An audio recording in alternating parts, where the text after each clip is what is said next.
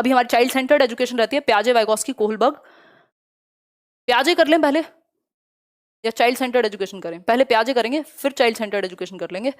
प्याजे, Vygotsky, Kohlberg फटाफट से समझते हैं इनको 2 मिनट के अंदर। ठीक, उदय सर की कल है क्लास, उनका भी एक बड़ा सेशन होगा।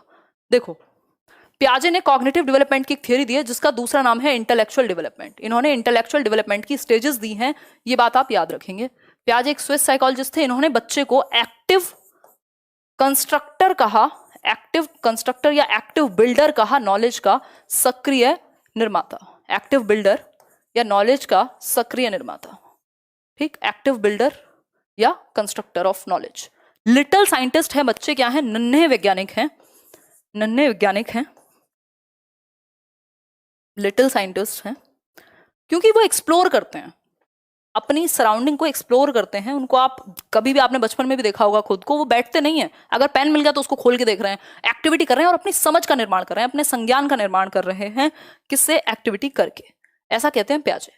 बेसिकली प्याजे कंस्ट्रक्टिविज्म को बिलोंग करते हैं, रचनावाद को, जो ये मानता है कि टीचर फैसिलिटेटर है, कोई ज्ञान को भरने वाला नहीं है। रचनावादी हैं प्याजे एक, और ये कहते हैं कि टीचर फैसिलिटेट करेगा। वर्बल टीचिंग की इंपॉर्टेंस को इन्होंने बहुत ज्यादा नहीं बताया। ठीक है बात। अगर बात करें तो इन्होंने कहा है कि जो प्याजे की थ्योरी है वो ये बताती है कि बच्चों जो है मेंटल कॉग्निटिव स्ट्रक्चर के साथ जन्म लेते हैं, जिसको स्कीमा कह रहे हैं हम, स्कीमा कह रहे हैं मेंटल स्ट्रक्चर्स को, मेंटल स्ट्रक्चर्स को स्कीमा कहते हैं हम। ठीक है बात। जो मानसिक संरचनाएं हैं हमारे दिमाग में, आप मुझे देख के पहचान पा रहे हैं, इसका भी एक स्कीमा आपके ब्रेन में होगा। शुरुआत में सिर्फ कुछ ही स्कीमा होते हैं जो सर्वाइवल वाले होते हैं, जैसे आपका चूसना यानी सकिंग का, ग्रास्प करना चीजों को, है ना, ये सारे, या रूटिंग रिफ्लेक्सेस भी होते हैं, वो समय के साथ खत्म हो जाते हैं, बट स्कीमा कुछ ही होते हैं, लिमिटेड। बट हम समय के साथ स्कीमा बनाते जाते हैं, अपनी समझ विकसित करते जाते हैं। जो मैक्सिमम ग्रोथ है हमारे संज्ञान की, वो 14 से 15 साल की उम्र तक आ जाती है। इसीलिए इन्होंने 4 स्टेजेस में बौद्धिक विकास को, संज्ञानात्मक विकास को बांटा है। उन 4 स्टेजेस से पहले ये 4 एलिमेंट्स आपको कम ही लोग बताएंगे। ये 4 एलिमेंट्स को याद रखिएगा, ये 4 तत्व हैं प्याजे की थ्योरी में। ये स्टेजेस नहीं है बट ये महत्वपूर्ण है, ये स्टेजेस नहीं है बट ये महत्वपूर्ण है। पहला है मैचुरेशन यानी परिपक्वता।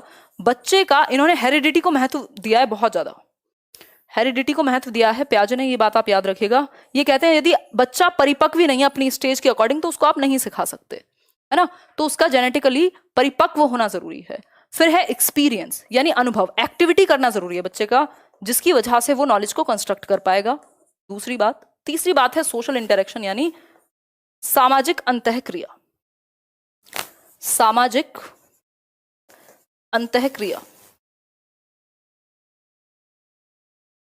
ठीक, सामाजिक अंतःक्रिया। और मतलब सोशल इंटरेक्शन को बहुत महत्व नहीं दिया बट दिया है, तो इस बात को आप बिल्कुल इग्नोर नहीं करेंगे कि सोशल इंटरेक्शन को महत्व ही नहीं दिया। इक्विलिब्रेशन यानी बैलेंस की स्थिति, है ना, इक्विलिब्रेशन मतलब इसमें पूरी प्रोसेस है अडेप्टेशन की और ऑर्गेनाइजेशन की। इस अडेप्टेशन में ही आप एसिमिलेशन और एकोमोडेशन पढ़ते हैं, ज्यादा डीप हो जाएगा, इतना बस आप याद रखेंगे। सिंपल बात है, कोई दिक्कत परेशानी इस बात को समझने में आपको नहीं होगी। ठीक है, देखिए एसिमिलेशन और एकोमोडेशन को फटाफट से समझते हैं। देखो स्कीमा कोई भी पूछेगा तो आप कहेंगे हमारे ब्रेन में मेंटल पॉकेट्स हैं, मेंटल स्ट्रक्चर्स बने हुए हैं जिनको हम स्कीमा कह रहे हैं, है ना। अगर मैं बात करूं तो इसमें एसिमिलेशन क्या है, सिंपल याद रखेंगे, नई इंफॉर्मेशन को ऐड करना, या एग्जिस्टिंग स्कीमा में जो आपका स्कीमा बना हुआ है, स्कीमा को स्कीमा ही कहेंगे हिंदी में भी, एग्जिस्टिंग स्कीमा में कुछ भी ऐड करना, एसिमिलेशन, आत्मसात करना। आपको किसी ने बताया ये बिल्ली होती है, आपने कहा ठीक है, ठीक। एकोमोडेशन क्या है, जब आप समायोजन करते हैं, बदलाव करते हैं अपने एग्जिस्टिंग स्कीमा में। जब आप ऐड कर ले रहे हैं तो एसिमिलेशन, लेकिन जब आपको एडजस्ट करना पड़े, मैनिपुलेट करना पड़े, है ना, एडजस्ट करना पड़े, मैनिपुलेट करना पड़े, मॉडिफाई करना पड़े, याद रखिएगा ये चीजें, मॉडिफाई करना पड़े, तब क्या होगा, तब ये एकोमोडेशन होगा। एक बच्चे को, चाय पिएंगे, एक बच्चे को किसी ने बताया हुआ था कि भाई बिल्ली होती है, एक कैट होती है, उसने कहा ठीक है कैट होती है, उसका कैट का एक स्कीमा बना हुआ है, ठीक है, उसने एक कैट को, दूसरी कैट देखी और ऐड कर लिया, इसमें एसिमिलेशन हो गई। उसने देखा एक ब्लैक कलर की कैट थी, एक व्हाइट थी, एक ये थी, उसने एसिमिलेट कर लिया, कोई दिक्कत नहीं, एसिमिलेशन है, ऐड कर लिया। अब एक दिन बच्चे ने कुत्ते को देखा, ये बहुत ही बेसिक सा एग्जांपल है जो बहुत घिसा पेटा एग्जांपल कहेंगे बट समझ में आ जाता है इससे। तो एक दिन उसने कुत्ते को देखा और देखा कि यार ये भी बड़ी बिल्ली है, इसके भी 4 पैर हैं, इसकी भी एक पूंछ है, तो इसको भी बिल्ली कहते हैं, है ना, उसको भी बिल्ली कहते होंगे, तो बड़ी बिल्ली कह दिया। फिर किसी और ने बताया कि भाई ये ना बिल्ली नहीं है, ये कुत्ता है, और कुत्ता अलग होता है, ये भौंकता है, इसके अलग फीचर्स हैं। अब बच्चे के दिमाग में डिसइक्विलिब्रियम क्रिएट हो गया। जब तक उसको बिल्ली को बिल्ली पता था तो इक्विलिब्रेशन था दिमाग में, बैलेंस था। इक्विलिब्रेशन का मतलब है जो आपके दिमाग में है, जो आपके स्कीमा में है और जो बाहर की दुनिया में है, वो बैलेंस में है। जब नई सिचुएशन आई, जब उसने कुत्ते को देखा और किसी ने कहा ये बिल्ली नहीं है, ये तो कुत्ता है, अब उसको पता नहीं कुत्ता क्या है, तो डिसइक्विलिब्रियम, डिसबैलेंस हो गया। अब जब वो समायोजन कर लेगा, एडजस्ट कर लेगा और समझ लेगा कि देखो इसको मॉडिफाई करके या तो नया स्कीमा बनाएगा या फिर पुराने में परिवर्तन कर लेगा, तो इसको हम एकोमोडेशन कह लेंगे कि हाँ भाई कुत्ता जो है वो डिफरेंट होता है। ठीक हो गई बात, कोई दिक्कत नहीं। अशोक वर्मा बहुत बढ़िया, आगे बढ़ जाएं। सिंपल, आपको 2 वर्ड भी याद रखोगे ना तब भी क्वेश्चन 90% केसेस में तो गलत नहीं होगा। एसिमिलेशन में आप ऐड करते हैं नई इंफॉर्मेशन को एग्जिस्टिंग स्कीमा में, न्यू इंफॉर्मेशन एग्जिस्टिंग स्कीमा में जो पहले से बना हुआ स्कीमा है, और एकोमोडेशन में आप एडजस्ट करते हैं, एकोमोडेट करते हैं, है ना, मॉडिफाई करते हैं, ये सारी चीजें होती हैं। ठीक हो गई बात। हाँ, साइकिल से आप स्कूटी चलाना सीख रहे हैं, बिल्कुल। अब इनकी 4 स्टेजेस हैं, फटाफट से याद रखेंगे। SPCF, इसकी फुल फॉर्म कई लोग बनाते हैं, some people can't focus, but इतनी कहानी याद रखने से अच्छा है आप SPCF याद रख लीजिए। यानी पहली स्टेज है सेंसरी मोटर, जो जन्म से 2 वर्ष होती है। फिर प्री ऑपरेशनल, पूर्व संक्रियात्मक, गत्यात्मक कहते हैं पहली अवस्था को, सेंसरी मोटर को। नेक्स्ट स्टेज है कॉन्क्रीट ऑपरेशनल, यानी कॉन्क्रीट ऑपरेशनल का मतलब क्या है, मूर्त संक्रियात्मक, 7 से 11 वर्ष। फॉर्मल ऑपरेशनल यानी औपचारिक संक्रियात्मक, 11 से 15 वर्ष। ठीक हो गई बात, कोई दिक्कत परेशानी इस बात को समझने में? मेरे ख्याल में तो नहीं हुई होगी। किसी को नींद आ रही है तो वो सो सकता है, कोई दिक्कत नहीं है, कल रिकॉर्डेड वीडियो मिल जाएगी, बट लाइव देखोगे तो फायदा ज्यादा है। ठीक है बात। अगर मैं बात करूं तो SPCF, ठीक, ये स्टेज में भी कई बार सिंपल क्वेश्चन पूछ लेता है, कॉन्क्रीट ऑपरेशनल की स्टेज कौन सी है, 7 से 11 वर्ष का बच्चा कौन सी स्टेज में आएगा? सिंपल होगा, 7 से 11 कॉन्क्रीट ऑपरेशनल है। क्लियर हो गई बात, आगे बढ़ेंगे नेक्स्ट पे। सेंसरी मोटर स्टेज की यदि मैं बात करूं, सेंसरी मोटर यानी गत्यात्मक, इंद्रिय गामक अवस्था भी बोल देते हैं इसको, इंद्रिय गामक, इंद्रिय गामक, ठीक, इंद्रिय गामक, जन्म से 2 वर्ष, 0 to 2 years भी बोल सकते हैं। कई लोग कहेंगे 0 तो होता ही नहीं है, बट जब तक 365 दिन नहीं होंगे तो कितने साल कहोगे इसको, 0 ही कहोगे, है ना, तो 0 to 2 years कहेंगे इसको इंद्रिय गामक। ठीक, अगर मैं बात करूं तो इस स्टेज में सबसे बड़ी जो विशेषता है वो है ऑब्जेक्ट परमानेंस की। इसको भी टेढ़ा मेढ़ा बता दिया जाता है, बट सच यही है कि ऑब्जेक्ट परमानेंस, अगर आप कोई भी ऑथेंटिक किताब खोल के देखेंगे तो आपको पता लग जाएगा। 8 महीने के बाद धीरे धीरे आना शुरू हो जाता है, बाकी आपका 18 से 24 महीने में तो बिल्कुल आ जाता है ऑब्जेक्ट परमानेंस, 2 साल तक आते आते। लेकिन देखो यही वो स्टेज है जब वस्तु स्थायित्व को लैक करता है बच्चा, और यही वो स्टेज है जब वस्तु स्थायित्व आ जाता है इस स्टेज के अंत तक। ठीक है बात। ऑब्जेक्ट परमानेंस क्या है, out of sight out of mind नहीं होगा, मतलब बच्चा जो है वो बहुत ज्यादा उसके दिमाग में चीजें, मेंटल रिप्रेजेंटेशन नहीं रहती। जब वो छोटा है 6 महीने का, वो एक पेन से खेल रहा होगा या उसके हाथ में होगा, आपने ले लिया, वो रोएगा नहीं। लेकिन जब वो इस पेन के लिए रोने लग जाए कि मेरा खिलौना कहाँ है, तो सिंपल सी बात है, क्या हुआ है, उसके दिमाग में मेमोरी डेवलप हो गई है। अब out of sight out of mind नहीं होता, अब ऑब्जेक्ट परमानेंट हो गया दिमाग में। तो ऑब्जेक्ट परमानेंस आपका इसी अवस्था में आ जाएगा, सेंसरी मोटर में ही। ठीक, एक और चीज है डेफर्ड इमिटेशन। डेफर्ड इमिटेशन की भी स्टेज यही है, विलंबित अनुकरण, क्योंकि अनुकरण की भी अवस्था है ना ये। डेफर्ड इमिटेशन, डेफर्ड इमिटेशन है, बच्चे ने देख लिया पापा क्या है, शेविंग कर रहे हैं यानी दाढ़ी बना रहे हैं, तो उसने देख लिया कोई दिक्कत नहीं। किसी और दिन पापा बाहर से आए और आपने देखा वो भी अपना वो लेकर के ब्रश और लगा हुआ है, क्योंकि उसने देखा था विलंब करके, उसके दिमाग में वो चीज रह गई और बाद में उसने अनुकरण कर दिया, इमिटेट कर दिया, नकल कर ली उसी चीज की, तो डेफर्ड इमिटेशन हो गया। सिंपल बात है।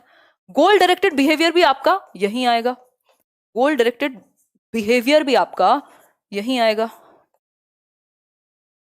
गोल डायरेक्टेड बिहेवियर यहीं आएगा। भाई बच्चे के सामने बॉटल रखी है, वो गया धीरे धीरे धीरे और बॉटल रखी थी टेबल पे, उसको उठाने पहुंच गया, वो उसके लिए गोल था, उसका उस डायरेक्शन में जाना गोल डायरेक्टेड बिहेवियर था। इसको कई लोग टेढ़ा मेढ़ा बता देते हैं, बट ये गोल डायरेक्टेड बिहेवियर इसी में आएगा। इसके अलावा अगर मैं बात करूं, बहुत सारे रिफ्लेक्स एक्शंस खत्म हो जाते हैं, जैसे पलकों का झपकना, हार्ट बीट, ये तो नॉर्मल है, हमेशा ही रहेंगे। लेकिन कुछ चीजें जैसे रूटिंग रिफ्लेक्स होता है, अगर टच करोगे तो वो ऐसे ऐसे करेगा, फिर नहीं करता एक टाइम के बाद, इस स्टेज में ही वो खत्म हो जाएगा।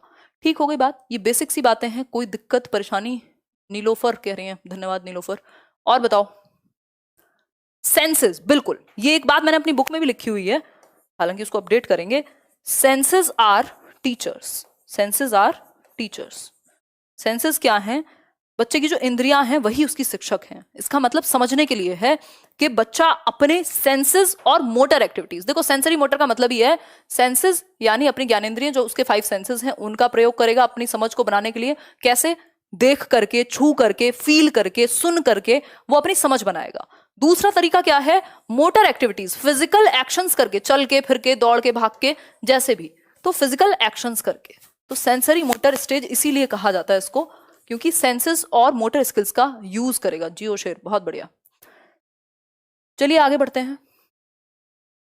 प्री ऑपरेशनल स्टेज, ये वो स्टेज है जहां प्री ऑपरेशनल का मतलब, ये ऑपरेशनल का मतलब है लॉजिक नहीं आया, लॉजिक से पहले की स्टेज। तो लॉजिक की कमी है यहां पे, लैक्स लॉजिक, ये कहेंगे हम, लैक्स लॉजिक, अभी लॉजिक नहीं आया। रिवर्सिबिलिटी की भी कमी है, लैक्स रिवर्सिबिलिटी। रिवर्सिबिलिटी का मतलब है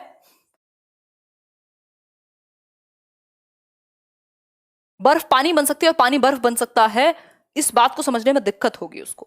ठीक है, अगर 200 ml पानी बच्चे के लिए इस बॉटल में डाल दिया जाए और 200 ml पानी ही इसमें हो, अगर मैं इसमें उसको पानी दूं तो उसको कम लगेगा, क्योंकि वो रिवर्स नहीं कर पाता अपने थॉट को कि क्वांटिटी सेम रहती है, यानी कंजर्वेशन नहीं आया अभी, अभी कंजर्वेशन नहीं आया। फिर है नेक्स्ट, फटाफट से बताओ। एनिमिस्टिक होगा, यानी निर्जीव चीजों को भी सजीव मानेगा। टेबल से चोट लग गई तो आपने टेबल के 2 थप्पड़ लगा दी, उसको लगेगा अरे बहुत अच्छा मेरे बच्चे को मारा, तो उसको लगेगा हाँ सच में टेबल को चोट लगी होगी। फिर है नेक्स्ट चीज, एनिमिज्म के बाद अगर मैं बात करूं आपकी, ईगोसेंट्रिसिज्म। ईगोसेंट्रिसिज्म का मतलब है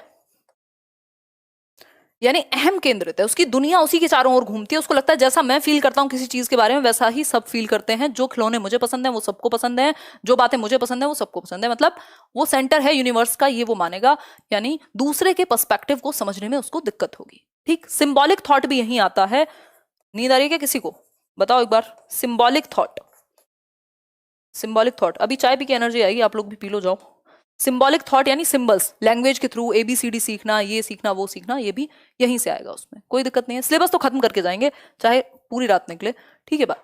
सिंबॉलिक थॉट भी यहीं आएगा। एक होती है इलॉजिकल या ट्रांसडक्टिव रीजनिंग, उसमें बहुत ज्यादा लॉजिक नहीं होता। ठीक, इतनी बातें याद रखोगे चल जाएगा, कोई दिक्कत नहीं है। आगे बढ़ेंगे। देखो ये जो रिवर्सिबिलिटी है ना, ये रिवर्सिबिलिटी नहीं आई, दोनों ग्लासेस में बराबर पानी था, ये प्याजे का ओरिजिनल एक्सपेरिमेंट था। एक लंबी सी नली में डाल दिया तो उसको लग रहा है बड़े वाले बीकर जो पतला है उसमें ज्यादा है, जबकि क्वांटिटी सेम है, 200 ml इसमें 200 ही इसमें है, या 100 है तो 100 ही है। इसका मतलब बच्चा प्री ऑपरेशनल स्टेज में है।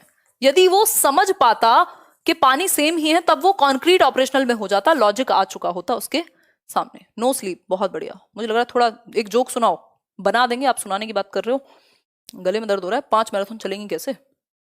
थोड़ा धीरे बोलूंगी अब से, मैं बुजुर्गों की तरह बोलूंगी मैं आज से। देखो एक बार, कॉन्क्रीट ऑपरेशनल यानी 7 से 11 वर्ष, इसको मूर्त संक्रियात्मक अवस्था कहते हैं, और उसको पूर्व संक्रियात्मक कहते हैं। देखो एक बार, मूर्त संक्रियात्मक अवस्था, ठीक हो गई बात। अब ये जो कॉन्क्रीट ऑपरेशनल स्टेज है, यहाँ पे लॉजिक आ जाता है। सबसे पहले बच्चे में जो तर्क आएगा वो इंडक्टिव रीजनिंग होती है, बट आ जाती है ना, इंडक्टिव रीजनिंग आ जाती है, लॉजिक आ जाता है, इसमें तर्क आ जाता है। ठीक हो गई बात, लॉजिक आ जाएगा। और CCS आता है। CCS का मतलब क्या है? क्लासिफिकेशन, यानी चीजों को वो अलग अलग कैटेगरी में विभाजित करना सीख जाएगा। भाई रेड को रेड में, ट्रायंगल को ट्रायंगल में, सर्कल को सर्कल में। ठीक, दूसरा क्लासिफिकेशन आ जाएगा। कंजर्वेशन, जो ये अभी ग्लास वाला एग्जाम्पल था, अब संरक्षण आ गया उसके अंदर, तो अब वो समझ जाएगा, चाहे आप उसे 1 रुपए के 10 सिक्के दो, चाहे 1 10 का नोट दो, उसको पता है दोनों बराबर है। शेप और साइज चेंज होने पे क्वांटिटी सेम रहती है। यही कंजर्वेशन है जो इस स्टेज में आ जाएगा। तीसरी चीज है सीरिएशन। वो होता था ना आरोही अवरोही वाला, वो आरोही वो वाली नहीं, आशिकी 3 वाली, है ना, सीरिएशन, सीरिएशन मतलब सीरीज में लगाना, चाहे वो डिसेंडिंग ऑर्डर हो चाहे वो असेंडिंग ऑर्डर हो, वो लगा लेगा, कोई दिक्कत उसको नहीं होगी। ठीक, क्लियर हो गई बात? आगे बढ़े, कल से थोड़ा जल्दी शुरू करेंगे 8 बजे, बट मेरी बाकी भी क्लासेस होती हैं, 9 ही बजे रखेंगे। देखो एक बार, कंजर्वेशन की यदि हम बात करें तो कंजर्वेशन यानी संरक्षण का एक उदाहरण है कि 5 बॉल ऐसे रखी हुई हैं, उसको लग रहा है ये कम है, बट आप उसके सामने ऐसे रखेंगे तो उसको लगेगा ये ज्यादा है। जब ये दोनों चीजें बराबर वो समझने लगे, रिवर्सिबिलिटी आ जाए उसके दिमाग में, तो यानी संरक्षण आ चुका है। सिंपल बात है। आशा कि 2 है 3 है, पता नहीं यार मेरा भी दिमाग कहाँ है। हाँ 2 होगी, वॉट एवर इट इज, याद नहीं है मुझे, इतने टाइम पहले देखी थी। कई लोग तो भावुक होकर रो रहे होंगे, कई लोग तो। बहुत बढ़िया, बहुत ही बढ़िया। हाँ असेंडिंग डिसेंडिंग ऑर्डर आपका। नींद आ रही है बहुत, बट पढ़ना भी है। पानी में डूब जाओ, जाके नींद चली जाएगी। देखो एक बार, डूब ही मत जाना, घर वाले मेरे घर आ जाएंगे, हमारे बच्चों को बीमार करा दिया। देखो क्लासिफिकेशन का मतलब है आप साइज, शेप या कलर किसी भी एक कैरेक्टरिस्टिक के बेस पे कैटेगरी में विभाजित कर पाओ। कैटेगरी का मतलब क्या हुआ है यहाँ पे, वर्गीकरण कर पाओ विशेषताओं के आधार पे चीजों के। ठीक है बात, सुपर क्लास, बहुत बढ़िया। नेक्स्ट देखते हैं सीरिएशन।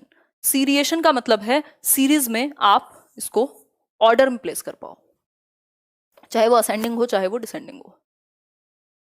फॉर्मल ऑपरेशनल स्टेज की यदि हम बात करें तो 11 साल के बाद आएगी। इसके बारे में कुछ विशेष चीजें हैं। लॉजिक अगर एब्स्ट्रैक्ट चीजों के बारे में पूछ ले, एब्स्ट्रैक्ट चीजों के बारे में, अमूर्त चीजों के बारे में लॉजिक पूछे, तो आप कहेंगे 11 साल के बाद यही वाली स्टेज में आएगा। तो इतनी ज्यादा बढ़िया आदत बची नहीं है लिखने की। अमूर्त की यदि हम बात करें, हिंदी की बात कर रही थी, गड़बड़ हो मात्रा में तो ठीक कर लेना। ठीक, अगर मैं बात करूं एब्स्ट्रैक्ट की, एब्स्ट्रैक्ट लॉजिक, देखो इससे पहली अवस्था में कॉन्क्रीट लॉजिक आता था। कॉन्क्रीट का मतलब है जिन चीजों को वो टच और फील कर पाए, जैसे ये है, इसके बारे में वो लॉजिक लगा लेगा। जिन चीजों को वो देख पाता है, टच फील कर पाता है, कॉन्क्रीट ऑपरेशनल में उसके प्रति लॉजिक आ जाएगा। लेकिन वो चीजें जो उसके सामने नहीं है, उसके आइडियाज में, उसकी इमेजिनेशन में है, उन पे भी वो सोच पाए, यही एब्स्ट्रैक्ट लॉजिक है। जैसे फिजिक्स के कॉन्सेप्ट समझने लगेगा इस उम्र का बच्चा, 11th 12th में होगा, 10th में होगा, है ना, एब्स्ट्रैक्ट लॉजिक आ जाएगा। एक चीज होती है जिसको हम कहते हैं hypothetico deductive reasoning. Hypothetico deductive reasoning, deductive reasoning, hypothetico deductive reasoning, hypothetico deductive reasoning, इसको कहा जाता है परिकल्पनात्मक निगमनात्मक चिंतन। बेसिकली डिडक्टिव रीजनिंग यही आती है, मैं तो सुबह सोऊंगी, डिडक्टिव रीजनिंग यही आती है, हाइपोथेटिको डिडक्टिव रीजनिंग यानी परिकल्पनात्मक निगमनात्मक चिंतन। बच्चा हाइपोथेसिस कर पाएगा साइंस के टॉपिक्स पे। बेसिकली बहुत कम लोगों में ये होती है, जो साइंटिस्ट होते हैं, जो इकोनॉमिस्ट होते हैं, जिनकी हाई मेंटल एबिलिटीज है, उनके अंदर ये आती है। बट आएगी तो इसी स्टेज में आएगी या इसके बाद, मतलब इस उम्र तक, क्योंकि आपका जो मेंटल मैक्सिमम डेवलपमेंट है ना आपके दिमाग का, वो इसी में होगा, किशोर अवस्था में फाइनल हो जाएगा। ठीक, 90% तक तो अर्ली चाइल्डहुड में ही हो जाता है, जो बॉर्नविटा का ऐड था, 5 साल की उम्र तक 90% मस्तिष्क का विकास, है ना। लाइक शेयर करते रहो यार, एनर्जी की कमी नहीं होनी चाहिए, क्योंकि 5 दिन में ही खत्म होगा ये काम, जो 5 दिन की बात है। देखो एक बार, मेरी स्पीड भी थोड़ी ज्यादा है, मतलब नॉर्मल लोगों के 2 घंटे और मेरे 2 घंटे का मतलब है मैं बहुत स्पीड में बोलती हूँ। तो जो 3 घंटे की क्लास जनरल होती है, वो ये मान लो कि 2 घंटे में करा दी होगी मैंने, तो इसलिए थोड़ा ज्यादा एनर्जी लगती है। हाइपोथेटिक और रिवीजन ऐसे ही होता है, अगर मैं रिवीजन में भी बहुत स्लो चलूं तो पॉइंट नहीं बनेगा ना फिर। देखो एक बार, अगर मैं बात करूं हाइपोथेटिको डिडक्टिव रीजनिंग आ जाएगी, एब्स्ट्रैक्ट लॉजिक आ जाएगा, डिडक्टिव लॉजिक भी इसी स्टेज में आता है, ये भी आप याद रखेंगे। इतना काफी है, बाकी बहुत सारी चीजें आपको याद रखने की जरूरत नहीं है। ठीक यार, 7-8 घंटे सोती हूँ, मुझे भी, मैं भी इंसान हूँ। वाइगॉस्की की बात कर लेते हैं। वाइगॉस्की क्या थे? एक रशियन साइकोलॉजिस्ट थे, सोशल कंस्ट्रक्टिविस्ट यानी सामाजिक रचनावादी हैं। समाज और संस्कृति, ये कहते हैं जरूरी नहीं है आप एज के अकॉर्डिंग ही सीखेंगे, जैसे प्याजे कहते हैं, ये भी कंस्ट्रक्टिविस्ट हैं, रचनावादी ही हैं, प्याजे भी रचनावादी हैं, बट ये सोशल कंस्ट्रक्टिविस्ट हैं, प्याजे रेडिकल कंस्ट्रक्टिविस्ट हैं। ये वर्ड्स आप याद रख सकते हैं। ठीक, सोशियो कल्चरल एस्पेक्ट, ये कहते हैं समाज और संस्कृति। यदि मैं कुछ ज्यादा समझदार लोगों के साथ रहूं, या मेरे जो एक्सपीरियंसेस है मेरे समाज और संस्कृति से, वो मेरी एज से ज्यादा मुझे सिखा सकते हैं, ये बात हम कह सकते हैं। ऐसा वाइगॉस्की मानते हैं। जरूरी नहीं है कि उम्र ज्यादा होने पे ही एक व्यक्ति कुछ सीख पाएगा। इन्होंने देखा, इनके बच्चे बेसिकली इन्होंने ऑब्जर्व किया कि यदि इंटरैक्ट करें हम सोसाइटी और समाज से, वो जो बात कही जाती है ना कि जो आप एवरेज हैं उन 5 लोगों का, जो जिनके आसपास आप रहते हैं, जो आपका सर्कल है, उसका सिंपल सा मतलब है कि हमारा समाज, हमारी संस्कृति, हमारे ऊपर हमारा एनवायरमेंट प्रभाव डालता है। ठीक है बात। इनकी थियरी का नाम ही है सोशियो कल्चरल अप्रोच। देखो 3 चीजें याद रखना वाइगॉस्की के टर्म में, SCL, BPL से SCL याद कराया था, सोशल इंटरेक्शन यानी सामाजिक अंतःक्रिया, जब बच्चा सोशली 2 या 2 से अधिक लोगों से इंटरेक्ट करेगा, यानी ग्रुप लर्निंग को वाइगोस्की बहुत ही महत्व देते हैं कि बच्चों को ग्रुप में सिखाओ, पीयर लर्निंग एक दूसरे के साथ सीखें, असिस्टिव लर्निंग या असिस्टिव टीचिंग जिसमें टीचर मदद करे या कोई भी वो व्यक्ति जो उससे ज्यादा जानता हो वो असिस्ट करे। भाषा को इन्होंने टूल बताया है, लैंग्वेज को ग्रेटेस्ट टूल बताया, व्यक्ति का सबसे बड़ा टूल। कल्चर यानी संस्कृति, जो हमारी विरासत चली आ रही है वो भी हमें, सांस्कृतिक विरासत, वो भी हमें बहुत कुछ सिखाती है। ठीक हो गई बात, ये एक बेसिक सी बात है। अब इनकी लैंग्वेज के बारे में इनके विचार पढ़ लेते हैं, आता है कई बार। वाइगोस्की ने ये माना कि लैंग्वेज डेवलप होती है सोशल इंटरेक्शन से, यानी सामाजिक अंतःक्रिया से। भाई अगर हम समाज के साथ इंटरेक्ट ही ना करें तो कोई लैंग्वेज नहीं है। एक बच्चे को आपने हमेशा अकेला ही रखा, उसको बोलना कहाँ से आएगा? वो जो मोगली था उसने तो, आपने मूवी देखी होगी जानवर वाली, वो सीख ली। तो कह सकते हैं कि सोशल इंटरेक्शन से हमारी लैंग्वेज डेवलप होती है, और लैंग्वेज एक व्यक्ति के लिए क्या है, ग्रेटेस्ट टूल है, सबसे बड़ा यंत्र है। इसके द्वारा हम अपने कम्युनिकेशन कर पाते हैं आउटसाइड वर्ल्ड के साथ, और संज्ञान का, आप भी अपनी समझ का निर्माण कर पा रहे हैं क्योंकि मैं भाषा का प्रयोग कर रही हूं और आप उधर से कमेंट में भाषा का प्रयोग कर रहे हैं। ठीक हो गई बात, आगे बढ़ेंगे नेक्स्ट क्वेश्चन पे। 3 forms of language. 3 forms of language कौन सी हो सकती हैं? देखो एक बार, सोशल, प्राइवेट और silent inner speech. Social speech वो होती है जब बच्चा 2 साल की उम्र तक आते आते, अभी मैं बताऊंगी स्टेजेस ऑफ लैंग्वेज डेवलपमेंट, वो बोलना शुरू कर देता है एक दूसरे से आसपास, मम्मी पानी दे दो, पापा पानी दे दो, फलाना ढिमकाना, 2 साल की उम्र तक। ये सोशल स्पीच, सामाजिक वाक। प्राइवेट स्पीच है निज वाक, जो 3 साल की उम्र से शुरू हो जाता है। ये बेसिकली बच्चा खुद को ही डायरेक्शन देगा बोल बोल के मान लो उसको कोई गाड़ी ठीक करनी है, अरे ये वाला कहाँ गया, ये वाला नहीं, ये वाला लगाना था, ये तो ऐसे चलेगी, छुक छुक छुक छुक, क्या हो गया इसको, बैटरी कहाँ है इसकी, मतलब खुद से ही बातें करेगा बोल बोल के। इसको प्राइवेट स्पीच कहते हैं, 3 साल की उम्र में आ जाती है। और इसको इन्होंने बहुत इंपॉर्टेंट बताया है, जबकि प्याजे ने इसी को ईगो सेंट्रिक स्पीच कहा है, जो 2 से 6 वर्ष के बीच में आएगी प्री ऑपरेशनल में, और उन्होंने कहा है कि ये बहुत काम की नहीं है। ठीक। साइलेंट इनर स्पीच की यदि मैं बात करूं तो ये आपकी एक ऐसी स्पीच है जब आप मन में, अभी मैं मन में क्या सोच रही हूँ आपको नहीं पता, बात तो कर रही हूँ मैं खुद से, यानी साइलेंट इनर स्पीच हो गई। 7 साल की उम्र तक ये आ जाती है, जब अंडरग्राउंड चली जाए, प्राइवेट स्पीच अंदर ही चली जाए, बाहर बोलने की जरूरत ना पड़े, इसी को हम साइलेंट इनर स्पीच कहते हैं। 3 टाइप्स ऑफ स्पीच यही थे। अब 3 और इंपॉर्टेंट चीजें हैं, वाइगोस्की खत्म हो जाएंगे, ऑलमोस्ट खत्म की ओर ही हैं हम, अभी तो नहीं, अभी तो 1 घंटा और लगेगा मुझे लग रहा है। देखो एक बार, अगर मैं बात करूं जोन ऑफ प्रॉक्सिमल डेवलपमेंट यानी ZPD, ये वो दायरा है जहां बच्चे का मैक्सिमम डेवलपमेंट या प्रॉक्सिमल डेवलपमेंट, संभावित विकास हो सकता है, ये वो दायरा है। बट अकेले नहीं, किसी की मदद अगर उसको मिल जाए तो। स्कैफोल्डिंग क्या है? स्कैफोल्डिंग ढांचा या मदद कहते हैं, इसको टेम्परेरी हेल्प करेंगे। जैसे आपने साइकिल चलाना सीखा होगा, साइकिल चलाना आपके जोन ऑफ प्रॉक्सिमल डेवलपमेंट में था, आपके दायरे में था, सीखने के संभावित विकास के क्षेत्र में था कि आप साइकिल चलाना सीख लेंगे। अब सीखेंगे कैसे? अकेले नहीं, अकेले हो सकता है आप पकड़ते हो और गिर जाते हो। ठीक, तो किसी की मदद से, स्कैफोल्डिंग जब टेम्परेरी हेल्प आपको मिले, पीछे से कोई पकड़ेगा, आप चलाएंगे, फिर वो धीरे धीरे छोड़ता जाएगा जैसे जैसे आप खुद करते जाएंगे, मतलब टेम्परेरी हेल्प। ऐसा थोड़ी आपको साइकिल चलानी आ गई और एक व्यक्ति पीछे ही दौड़ रहा है हमेशा से, नहीं है पॉसिबल।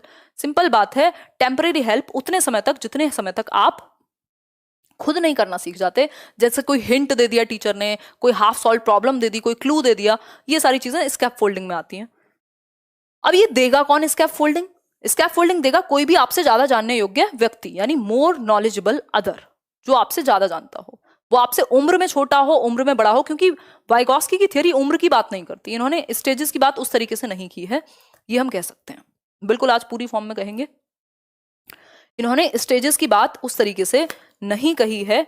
तो ये कहते हैं कि चाहे आपसे छोटा हो चाहे आपसे बड़ा हो, अगर ऐसा होता तो शायद आप में से 60% लोग मुझसे काफी बड़े हैं, 25 से 34 साल के लोग हैं जो चैनल पे, 60% से ज्यादा लोग हैं, तो कोई अधिकार नहीं होता मुझे यहाँ आने का। बट अगर किसी एक विशेष क्षेत्र में कोई छोटा भी आपसे ज्यादा जानता है तो आप सीख सकते हैं, है ना। आजकल माँ बाप बहुत अच्छा एग्जाम्पल है, उनको फोन चलाना नहीं आता, बच्चों को फोन चलाना आता है, बच्चे मोर नॉलेजेबल अदर बन जाते हैं उनके लिए, उनको सिखा देते हैं, तो वो मोर नॉलेजेबल अदर हो गए। एज का कोई मतलब नहीं है, बस मतलब इतना है जिस पक्ष को वो सीख रहे हैं उस पक्ष को, कोई कह रहा है 36 ईयर्स, बहुत बढ़िया, उस पक्ष में वो बेहतर हो। तो मेरी सीडी भी बेहतर है, मुझे फर्क नहीं पड़ता मेरी रीजनिंग खराब है तो, वैसे रीजनिंग खराब नहीं है बट मैथ्स अगर बहुत टच में नहीं है तो है, तो हो सकता है आप मुझे रीजनिंग सिखा सकते हो और मैं आपको सीडीपी सिखा सकती हूँ, तो मैं मोर नॉलेजेबल बन गई, आपकी मोर नॉलेजेबल अदर बन गई।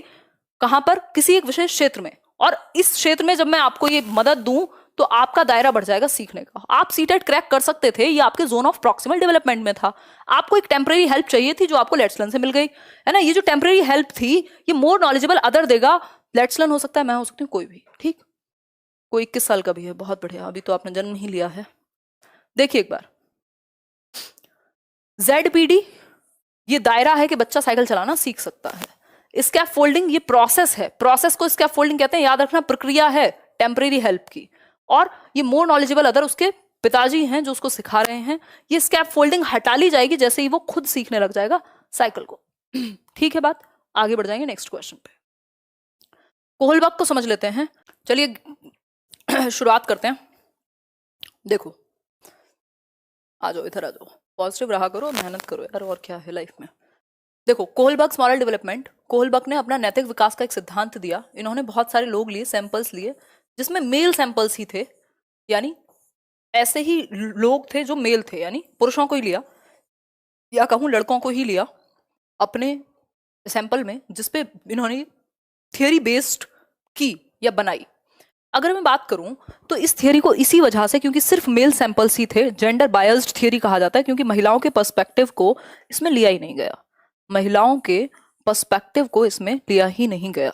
ठीक है, मतलब फुर्सत तो है ही नहीं, 10 तारीख से वो बैच हो जाएगा पेडागोजी वाला, नहीं तो ऐसा मन कर रहा था कि अब सीटेट देके, मतलब आप लोग दें और मैं आराम करूं कुछ महीने। देखो एक बार, अगर मैं बात करूं, जेंडर बायस्ड थियरी है ये एक, और ऐसा किसने कहा है? कैरल ग्लीगन ने कहा है। कैरल ग्लीगन एक महिला है, इन्हीं की स्टूडेंट थी, अभी भी हैं। कैरल ग्लीगन ने कहा है, ग्लीगन के ये थियरी जो है वो लिंग पूर्वाग्रह, लिंग पक्षपात किया गया है, महिलाओं के पॉइंट ऑफ व्यू को देखा ही नहीं गया। महिलाएं ज़्यादा इमोशनल होती हैं, उनकी जो अप्रोच है मॉरल डिसीजंस लेने की वो डिफरेंट हो सकती है, बट इन्होंने सिर्फ पुरुषों को ही महत्व दिया। हाथरस से देख रहे हैं कोई, कैलकाटा से, बहुत बढ़िया। अब आ जाओ इधर, मॉरलिटी की बात करें, अभी तो बहुत अमेजिंग अमेजिंग टॉपिक है। मॉरलिटी की बात करें, मॉरलिटी क्या है? नैतिकता। बताइए एक बार, नैतिकता क्या है? नैतिकता क्या है ये बता दीजिए, व्हाट इज नैतिकता, बताइए जरा। जम्मू आई थी मैं, आऊंगी एक टाइम के बाद, थोड़ा टीचिंग से ब्रेक लेके, ब्रेक क्या संन्यास भी ले सकते हैं, अभी तो टाइम है, अभी तो मैं बहुत छोटी हूँ। बताओ एक बार, तब घूमेंगे मजे से, मीटअप करेंगे। नैतिकता की यदि बात की जाए तो नैतिकता वो रूल्स या प्रिंसिपल्स हैं जो समाज ने सही और गलत के बारे में बनाए हैं, कि भाई ये सही है और ये गलत है, ये राइट वे है और ये रॉन्ग वे है। ये जो प्रिंसिपल्स निर्धारित किए हैं सही और गलत के, इन्हीं को हम नैतिकता कहते हैं। जैसे झूठ बोलना समाज में गलत माना जाता है, सच को सही माना जाएगा, है ना, और ऑनेस्टी को सही माना जाएगा, बेईमानी को गलत माना जाएगा। तो हर कोई ऑनेस्ट ही बन के दिखाता है, बेशक अंदर से बेईमान क्यों ना हो, क्योंकि नैतिक तरीके से लोग उसको एक्सेप्ट नहीं करेंगे। अगर कोई आके ये कहे मैं सच में बहुत खराब इंसान हूं, कोई मानेगा? सॉरी, कोई चाहेगा उससे कोई मतलब रखना? नहीं, तो फिर उसका मतलब कैसे पूरा होगा? तो ये दिखावा एक अलग चीज हो गई, बट मॉरलिटी का मतलब है जो समाज ने कुछ प्रिंसिपल्स को निर्धारित किया है सही और गलत के बेसिस पे। ठीक, अगर मैं बात करूं मॉरल रीजनिंग की, यानी नैतिक तर्क की, तो मॉरल रीजनिंग क्या है? अब इसमें कोई कंफ्यूज था, कल मेरे से 2-3 बार पूछा था किसी ने। मॉरल रीजनिंग यानी नैतिक तर्कना या तर्क। ठीक, नैतिक तर्क वो चीज है जिसमें आप रीजन लगा रहे हैं, जिसमें आप रीजन या लॉजिक लगा रहे हैं, थिंकिंग है ये। मॉरल रीजनिंग का सिंपल मतलब है थिंकिंग।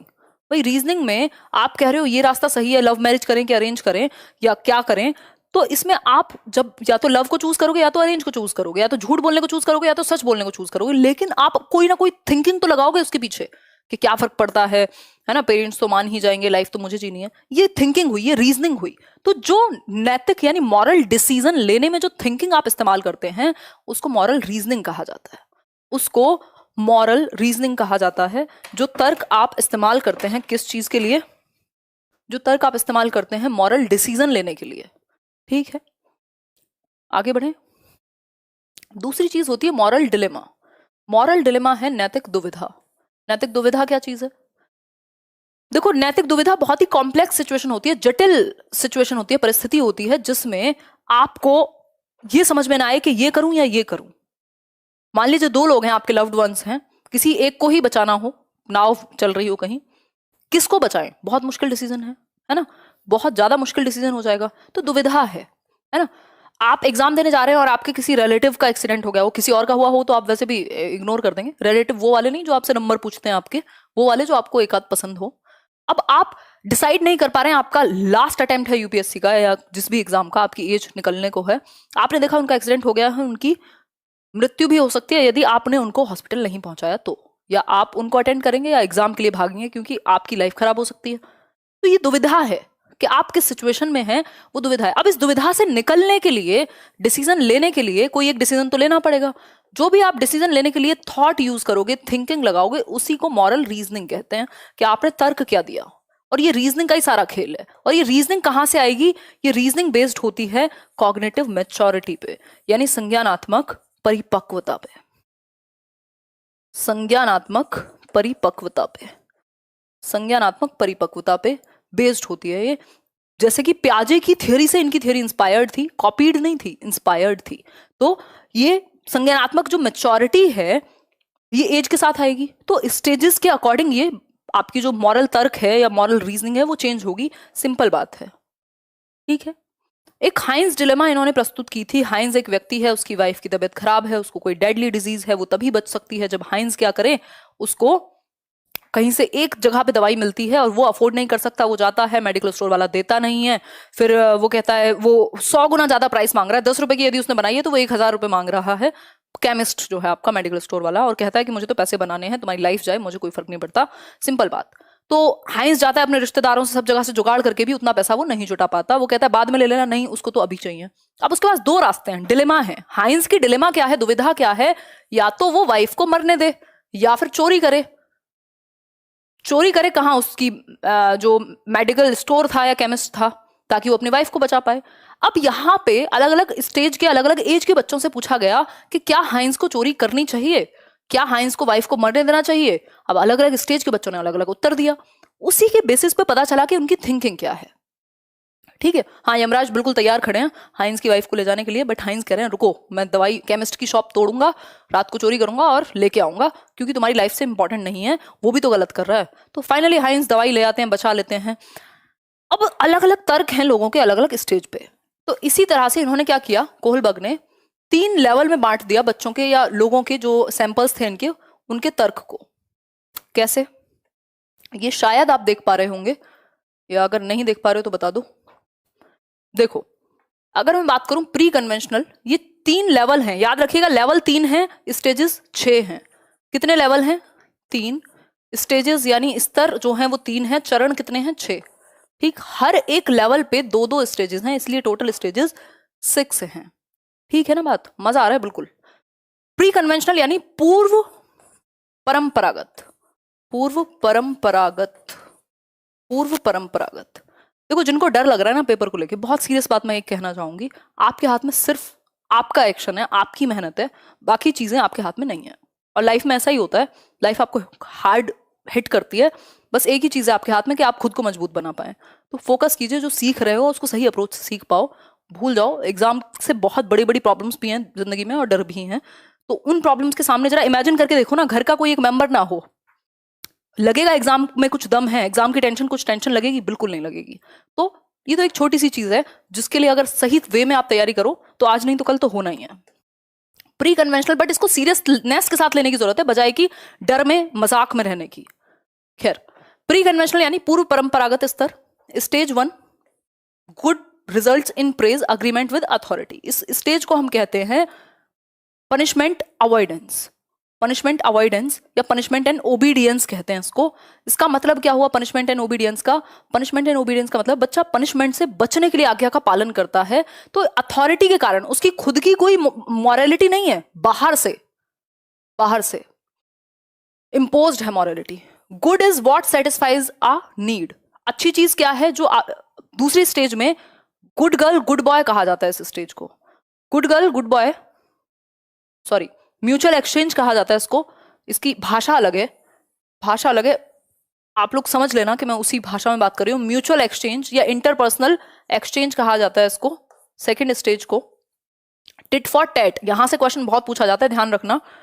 टिट फॉर टैट, जैसे को तैसा की स्टेज। अभी मैं कल देख रही थी एक जगह पे, मैं जाती रहती हूँ उधर, तो कुछ बच्चे, 2 बच्चे लड़ रहे थे आपस में, और हम लोग एक दो फ्रेंड्स थे, तो किसी ने उसको हटाना चाहा कि यार मारो मत एक दूसरे को, छोटे से बच्चे थे 4 साल के 5 साल के, तो वो बिल्कुल कुश्ती चल रही है उनमें आपस में। तो बाकी जो उनके दोस्त थे वो कह रहे हैं कि दीदी हटाओ मत इनको, वो लड़ाई कर रहे हैं प्रॉपर ठंड में, गाड़ी पे कूद रहे हैं, मारने पीटने की कोशिश कर रहे हैं, हटाओ मत। उनका रीजन क्या है? उनका रीजन है कि इसने भी तो इसको मारा था, अभी इसने भी किया था ये, तो मतलब इसको बजने दो, आपस में लड़ाई होनी चाहिए क्योंकि इसने इसको मारा है तो ये भी इसको मारेगा, तभी जाके काम बनेगा, है ना। तो सिंपल बात है, टिट फॉर टैट, जैसे को तैसा। बच्चा घर के काम भी तब करेगा, दुकान पे भी तब जाएगा जब आप उसको पॉकेट मनी दोगे। वो हर चीज में अपना फायदा देखेगा, मुझे क्या मिलेगा। किसी बच्चे ने उसकी ज्योमेट्री बॉक्स ले ली तो उसको भी उससे कुछ चाहिए बदले में। अगर अदला बदली नहीं हुई तो उसके दिल को सुकून नहीं पड़ेगा। ठीक है बात। तो ऐसे बच्चे कहते कि उसको हाइंस को चोरी करके बट जेल चले जाना चाहिए था। ठीक है, आगे बढ़ेंगे। इस स्टेज के बच्चों की जो एज है वो कितनी होगी, जल्दी बताओ लिख के फटाफट से। इस स्टेज के, अब थोड़ा सा स्लो चलेंगे, इस स्टेज के बच्चों की जो एज है वो 4 से 10 वर्ष होगी। 4 से 10 वर्ष, ठीक है। 4 to 10 ईयर्स ऑफ एज के होंगे ये बच्चे, प्राइमरी स्कूल के होंगे, प्राइमरी स्कूल के। तो आपको कई बार हिंट लेना होता है, एग्जामिनर जब कहता है कि प्राइमरी स्कूल का बच्चा होगा, प्राइमरी स्कूल का बच्चा होगा, तो आप समझ जाएंगे प्री कन्वेंशनल लेवल में होगा। भाई 6 साल में 5 साल में फर्स्ट क्लास में ही तो जाएगा बच्चा, 4 से 10 साल। दूसरा कन्वेंशनल यानी पारंपरिक, पारंपरिक या कन्वेंशनल लेवल है जो परंपराओं के अनुसार चलने वाला। ठीक, अगर मैं बात करूं तो ये 10 से 13 वर्ष। ठीक, अब यहां बच्चा कहता है समाज में कुछ रूल्स बने हुए हैं, उन्हीं के अकॉर्डिंग चलेंगे। जैसे good results in being liked, good boy good girl. अगर तुम ऑनेस्ट हो, यदि तुम सच बोलोगे तुम्हारे माँ बाप तुम पे गर्व करेंगे, यदि तुम फर्स्ट आओगे तुम्हारे माँ बाप तुम पे गर्व करेंगे, लोग तुम्हें अच्छा कहेंगे, तुम्हें अच्छा लड़की अच्छी लड़की कहेंगे। आएंगे बुलंदशहर, बिल्कुल आएंगे, मीटअप करेंगे। देखो अभी अभी एग्जाम पे फोकस करो। तो तुम अच्छे कहलाओगे दूसरों का प्रेज पाने के लिए। जब वो कोई काम करता है, इसका आंसर गलत दिया होगा कई जगह पे, बट इसका आंसर ये है गुड गर्ल गुड बॉय, अच्छा लड़का अच्छी लड़की बनने के लिए दूसरों की नजरों में वो कोई काम करेगा बच्चा। तो कन्वेंशनल स्टेज है ये। ठीक, 4th स्टेज है good is going once duty, मतलब लॉ एंड ऑर्डर को फॉलो करना। अच्छा वो है जो नियमों का पालन करे, लॉ एंड ऑर्डर स्टेज। देखो इसके नाम कभी भी बदल सकते हैं, देखो आज ये बिल्कुल नाम बदले हुए हैं, बट आपको अंदाजा लगाना आ जाएगा अगर आपको समझ में आ गया तो। MB खत्म हो गया है, अभी 10 मिनट में आपका नेट वापस आ जाएगा, फिर आ जाना। देखो एक बार 12 बजे तो मिल ही जाएगा। अगर मैं बात करूं तो ये बेसिक बात हुई। तो इस स्टेज में जो मॉरलिटी है वो परंपराओं के अनुसार निर्धारित होती है, सोसाइटी के बेस्ड पे निर्धारित होती है। इससे पहले वाली स्टेज में आउटसाइड, जो बाहर की दुनिया है, आउटसाइड वर्ल्ड से मॉरलिटी इंपोज की जाती है, खुद की कोई मॉरलिटी नहीं होती, नो सेल्फ मोरालिटी। ठीक है बात। अगर मैं बात करूं नेक्स्ट की, तो पोस्ट कन्वेंशनल क्या है? पोस्ट कन्वेंशनल है स्वयं के द्वारा, self chosen principles, self chosen principles. ये आप समझेंगे कौन है, दूध मांगोगे तो खीर दोगे, कहां से सीख रहे हो हैं? शौक खत्म नहीं हुए क्या सन्नी देओल के अभी? देखो एक बार, stage 5 good is arrived at by consensus, मतलब सोशल कॉन्ट्रैक्ट ओरिएंटेशन, यानी समाज में कुछ कॉन्ट्रैक्ट्स होते हैं, उनको बदला भी जा सकता है यदि वो भले के लिए नहीं है। तो एम्बुलेंस आ रही है, उसको रास्ता देना है, तो रेड लाइट क्रॉस करना ठीक है। किसी के जिंदगी बच रही हो और झूठ बोलना पड़े तो ठीक है, यही है वो सोशल कॉन्ट्रैक्ट ओरिएंटेशन। कि समाज में नियम है बट इंडिविजुअल के भी कुछ अधिकार हैं, तो वो नियमों को भी सरपास किया जा सकता है या चेंज किया जा सकता है। स्टेज 6 है good is determined by individual ethical principles, जो अच्छा है वो डिसाइड करेगा एक इंडिविजुअल। जैसे नेल्सन मंडेला, महात्मा गांधी। अच्छा, महात्मा गांधी में कौन सी इंटेलिजेंस पाई जाएगी गार्डनर के अकॉर्डिंग? बताना जल्दी, बहुत जल्दी से बताओ। महात्मा गांधी में, चलो मैं और आसान कर देती हूँ, इंटरपर्सनल पाई जाएगी, इंट्रापर्सनल पाई जाएगी, लिंग्विस्टिक पाई जाएगी, कौन सी पाई जाएगी? लिंग्विस्टिक, इंटरपर्सनल, इंट्रापर्सनल, बताओ। क्लास तो चलेगी 12:30 तक तो कम से कम, बताओ फटाफट से।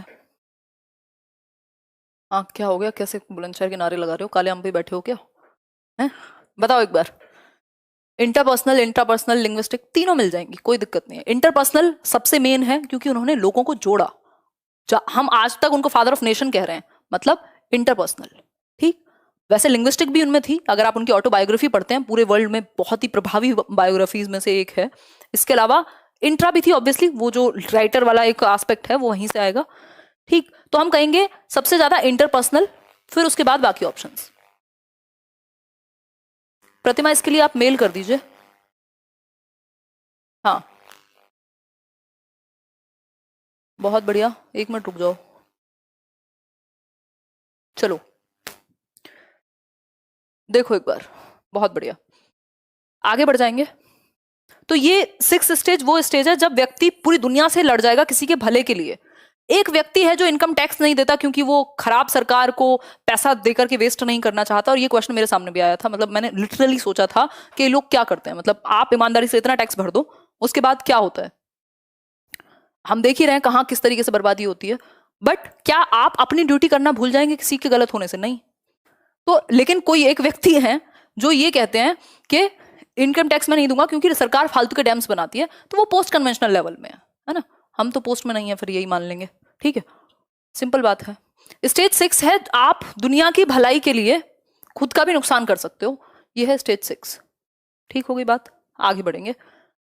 अच्छा, यहां से क्वेश्चन सबसे ज्यादा पूछा जाते हैं 2 स्टेज से। जब आप लोग इतनी रात को जगे ही हैं तो कुछ तो एक्स्ट्रा लेके जाएंगे।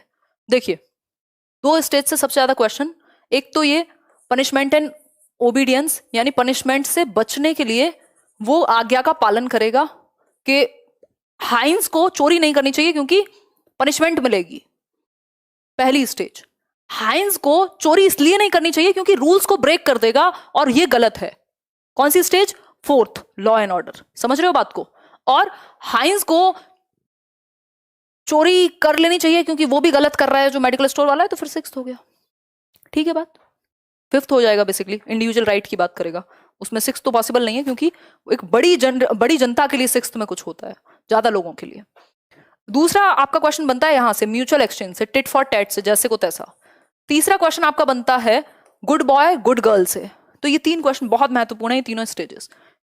एज फिर से याद कर लो, प्री कन्वेंशनल 4 से 10 वर्ष, 10 से 13 कन्वेंशनल, 13 एंड अबव जो है वो इसमें आ जाएंगे। ठीक है, क्रिटिसिज्म क्या है कोलबक्का, मैं शुरुआत में ही बता चुकी हूं आपको कि ये सभी कल्चर्स में एप्लीकेबल नहीं है। सारी जो, जैसे भारतवर्ष में झूठ को गलत माना जाएगा, पाप की कॉन्सेप्ट होगा, और बहुत सारी चीजें के कॉन्सेप्ट्स हैं, है ना। तो संस्कृति के अनुसार सभी संस्कृतियों में ये चीज वैलिड नहीं है। हालांकि इन्होंने जो स्टेजेस दिए हैं वो सभी के लिए दिए हैं, लेकिन सभी संस्कृति में ठीक से वैलिड नहीं है, ये हम कह सकते हैं।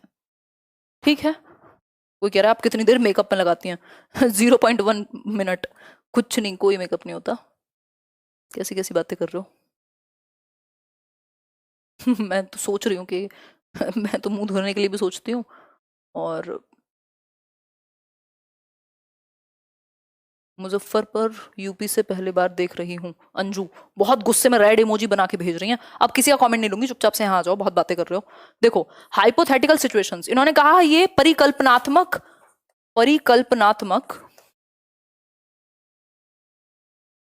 परिस्थितियां हैं। हो सकता है जब लोग बैठे हों कोहलबक के सामने तो उन्होंने कह दिया हाँ मैं तो अपने रिश्तेदार को बचा लूंगा जी, मैं पेपर देने नहीं जाऊंगा। बट रियलिटी में क्या हुआ हो, अगर उनके सामने सच में सिचुएशन आती, उन्होंने कहा कौन सा रिश्तेदार, मुझे तो नौकरी चाहिए, मेरी गर्लफ्रेंड इंतजार कर रही है, शादी नहीं होगी, है ना। तो हाइपोथेटिकल हो सकती है सिचुएशन, क्योंकि रियलिटी कुछ और हो सकती है। लोग आंसर तो कुछ भी कह देंगे, भाई बोल बच्चन करने में तो कोई दिक्कत नहीं है ना, कोई भी कुछ भी कह सकता है। जब सिचुएशन आके पड़ती है तब एक्शन देखे जाते हैं। देखो बायस्ड सैंपल्स, बायस्ड सैंपल का मतलब क्या है, मेल के ही सैंपल थे, जेंडर बायस थियोरी है, जेंडर बायस थियोरी। अभी जेंडर वाला कॉन्सेप्ट भी करने वाले हैं हम लोग, अब बहुत आसान से कॉन्सेप्ट बच गए हैं, मुश्किल तो हमने कर ही लिए। ठीक, तो जेंडर बायस थियोरी है।